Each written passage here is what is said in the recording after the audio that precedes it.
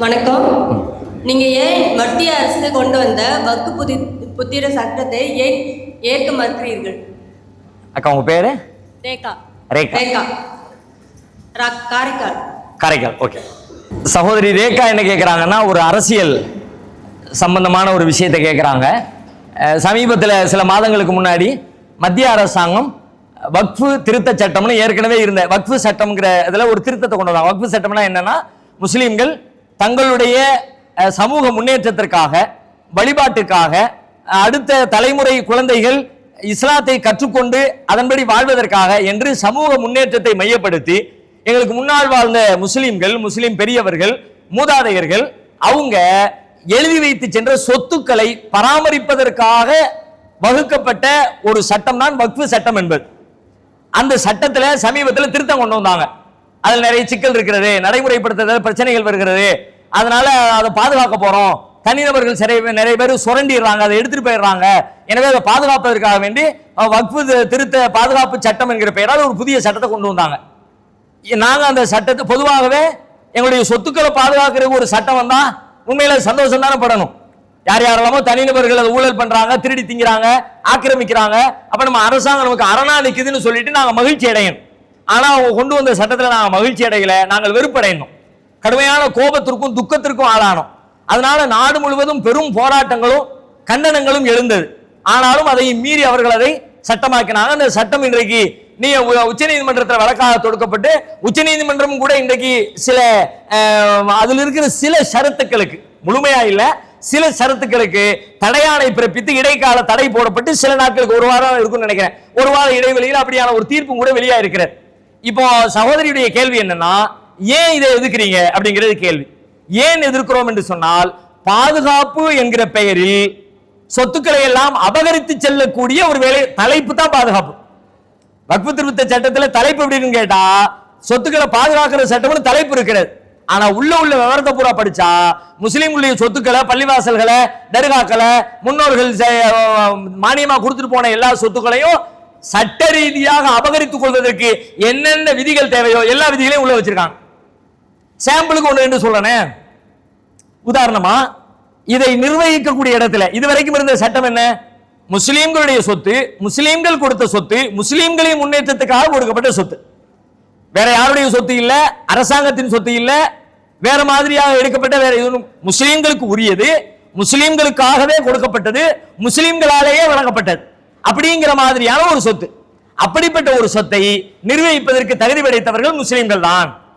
என்னுடைய சொத்து, நான் சம்பாதிச்ச சொத்து, ஏனும்னைக்கா உள்ள சொத்து, அவருடைய ப்ராப்பர்ட்டி ஓனர் நான் தானே இருக்கணும். இந்த தனிநபர் விவகாரத்தில் யாராவது பஞ்சாயத்து பண்ணுவோமா? அவன் சொத்துப்பா, அவங்க அப்பா சொத்துப்பா, அவங்க பாட்டன் சொத்துப்பா, நீ எப்படி பார்த்தா மூக்க வரைக்கும் கேட்போம்ல. அதே மாதிரி இந்த சட்டத்திலே அப்படித்தான் சட்டம் இருந்தது ஆரம்பத்தில். இப்ப பாரதிய ஜனதா அரசு என்ன பண்ணுச்சுன்னு கேட்டா, அந்த முஸ்லீம்களே அதை பராமரிப்பார்கள் என்கிற நிலையில் இருந்து அதை நீக்கி அது உள்ளுக்குள்ள முஸ்லீம் அல்லாத பல பேரை திணிப்பதற்குரிய வாசலை திறந்து வச்சுட்டாங்க.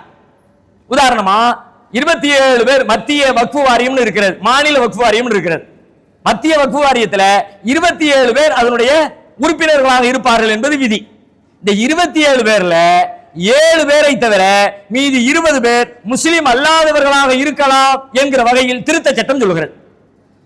மத்திய வக்ஃபு வாரியத்தில் 27 பேர்ல 7 பேரை தவிர மீதி இருக்கிற 20 பேர் முஸ்லிம் அல்லாதவர்கள் இருக்கலாம்.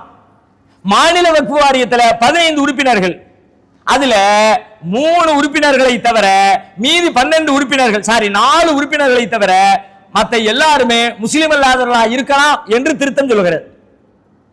இப்ப ரொம்ப இயல்பா கேட்கிற கேள்வி, எங்க சொத்தை, எங்க அப்பா கொடுத்த சொத்தை நீ ஏன் வந்து நிர்வாகம் பண்ண போற? எப்படி பயன்படுத்தணும், எதுக்கு பயன்படுத்தணும், எல்லா ரூல்ஸ் இருக்கு. எங்களுக்கு நாங்களே போட்டு வச்ச விதி இருக்கிறது. எழுதி கொடுத்தவன் எழுதி வச்சிருக்கான், இது ஏழைகளுக்கு கொடு, இது சாப்பாட்டுக்கு கொடு, இது பள்ளிவாசல்ல வேலை செய்யக்கூடிய மோதினாருக்கு சம்பளமாக கொடு, அங்க இருக்கக்கூடிய பணியாளர்களுக்கு அங்குள்ள இன்னும் செலவினங்களுக்கு கொடுன்னு அதுக்கு எங்கள்ட்ட விதி இருக்கு. எதுக்கு செலவழிக்கும் செலவழிச்சுக்க, நீ யார் வந்து தலையிட? சரி, ரொம்ப நியாயமா ஒரு கேள்வி கேட்கிறோம். முஸ்லீம்களுடைய சொத்துல இந்த மாதிரி முஸ்லீம் அல்லாதவர்கள் உள்ள கொண்டு நுழைக்கிறீங்களே, இதே போல முஸ்லீம் அல்லாதவர்களுக்கு இந்த நாட்டில் சொத்து இருக்குல்ல, இந்து சமயத்துடைய அறநிலையத்துறைன்னு ஒரு துறை இருக்குல்ல, அந்த துறைக்கு ஏராளமான சொத்துக்கள் இருக்குல்ல, அந்த சொத்தை நிர்வகிக்கிற இடத்திலே முஸ்லீம்களை கொண்டு போய் சேர்ப்பீர்களா? அதனுடைய உறுப்பினர்களாக, அதனுடைய நிர்வாக ட்ரஸ்டிகளாக. இதை நான் கேட்கல, இந்த கேள்வியை நான் மட்டும் கேட்கல, சுப்ரீம் கோர்ட்டே இந்த கேள்வி கேட்டுச்சு. ஏன்பா அவன் சொத்துக்குள்ள இவனை கொண்டு போய் நீ எதுக்கு தேவையில்லாம தலையை உள்ள நுழைக்கிற? அவங்க பேசாம அவங்க நிர்வாகம் பண்ணிக்குவாங்க, அதுக்கான அவசியம் என்ன வந்தது என்ற கேள்வியை உச்சநீதிமன்றமே கேட்கிறது.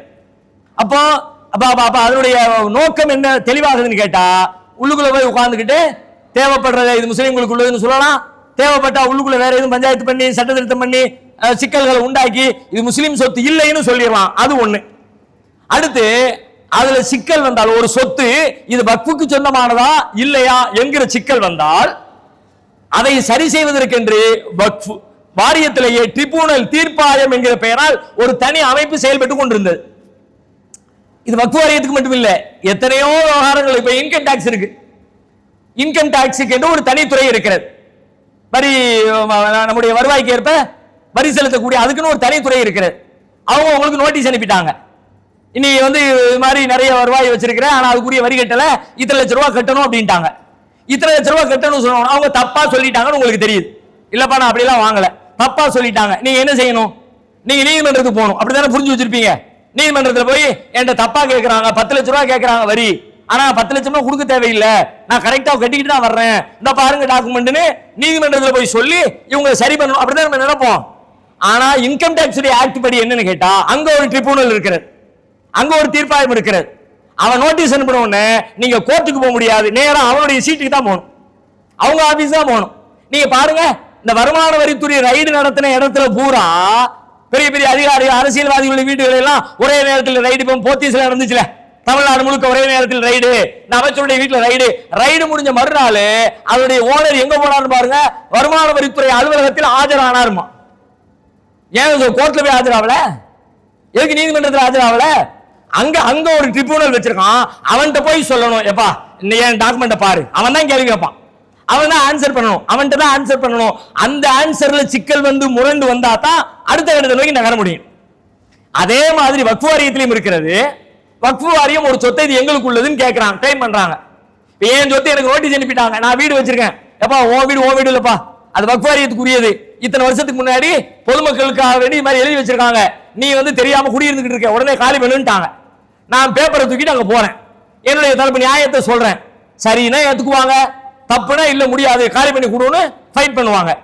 இப்போ மத்திய அரசு கொண்டு வந்த சட்டம் என்ன பண்ணுச்சுன்னு கேட்டா, அது என்ன ட்ரிபியூனல்ல போய் நீயே உங்க ஆட்களுக்குள்ளே உட்கார்ந்துக்கிட்டு பஞ்சாயத்து பண்ணி இது ஏன் சொத்து ஓன் சொத்து நீ முடிவெடுப்பியா?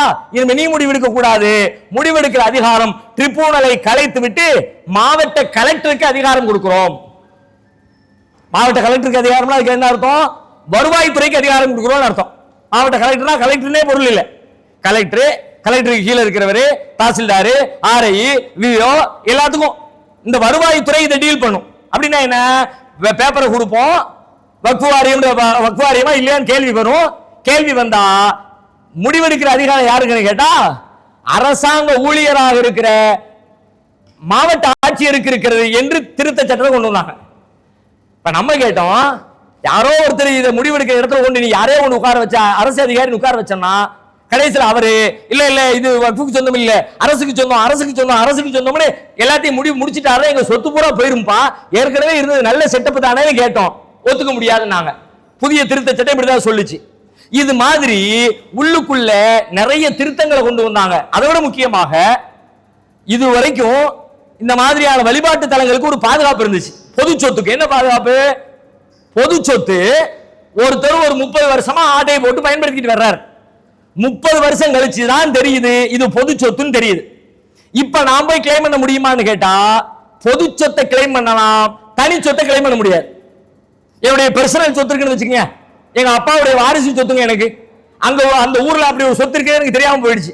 திடீர்னு எங்க அப்பாவுடைய காலத்துக்கு பிறகு ரொம்ப வருஷத்துக்கு பிறகு எங்க அப்பா பீரோல கிளீன் பண்ணும்போது பார்த்தா ஒரு பத்திரம் கிடைக்குது. பத்திரத்துல பார்த்தா 30 வருஷத்துக்கு பிறகு தெரியுது எனக்கு. பத்திரத்துல பார்த்தா நம்ம அப்பா இந்த இடத்துல இந்த ஊர்ல இத்தனை வருஷத்துல இந்த சொத்தை வாங்கி போட்டிருக்காருன்னு தெரியுது. வருஷம் இத்தனை வருஷம் ஆயிடுச்சு, 30 வருஷம் ஆயிடுச்சு. இப்ப போய் நான் கோர்ட்ல 30 வருஷத்துக்கு முன்னாடி எங்க அப்பாவுடைய சொத்துன்னா கிழிச்சு தூர போட்டுருவோம், ஓடுவோம். அதிகபட்சமா 12 வருஷம், 12 வருஷத்துக்குள்ள வந்தா கேஸை எடுத்து விவாதிப்போம். 15 வருஷம் ஆயிடுச்சா, அதெல்லாம் விட்டுரு, இத்தனை வருஷம் உங்களுக்கு தெரியல, இனிமையும் தெரியல, இது தெரியாத மாதிரி போயிருப்பா அப்படின்வாங்க, கேஸே எடுக்க மாட்டாங்க. பொது சொத்துக்கு இந்த சட்டம் கிடையாது. பொதுச்சட்டுக்கு என்ன, பொது சொத்துக்கு என்ன சட்டம் அப்படின்னா, நீ 30 வருஷம் கழிச்சாலும் மக்கள் சொத்து மரியாதையை கொடுண்டுவான், காலி பண்ணுவான். இது பழைய சட்டத்தில் இருந்துச்சு. ஆனா புது சட்டம் என்ன சொல்லுச்சு தெரியுமா? அதெல்லாம் அனுமதி கிடையாது. 12 வருஷம் மற்றவங்களுக்கு என்ன சட்டமோ அதே தான் பொது சொத்துக்கும். 12 வருஷத்துக்கு இடையில வந்தா உண்டு, 12 வருஷம் தான் அடிச்சா கிடையாது. அப்படின்னா ஒரு 10-15 வருஷமா எவெல்லாம் ஆட்டையை போட்டு உட்கார்ந்துருக்கானோ வக்ஃபு சொத்துக்களை அவனுக்கே பிரிச்சு கொடுத்துடலாம். இது சொல்லுங்க, நிஜமா சொல்லுங்க, இது வக்ஃபு சொத்துக்களை பாதுகாக்கிற சட்டமா அல்லது வக்ஃபு சொத்துக்களை எல்லாம் கபலீகரம் செய்கிற சட்டமா? நல்ல தெரியுது கபலீகரம் செய்வதற்கு சட்டத்தின் பெயரால் செய்யப்பட்ட ஏற்பாடுன்னு. பிறகு எப்படி நாங்க அதை அக்செப்ட் பண்ண முடியும், அங்கீகரிக்க முடியும்?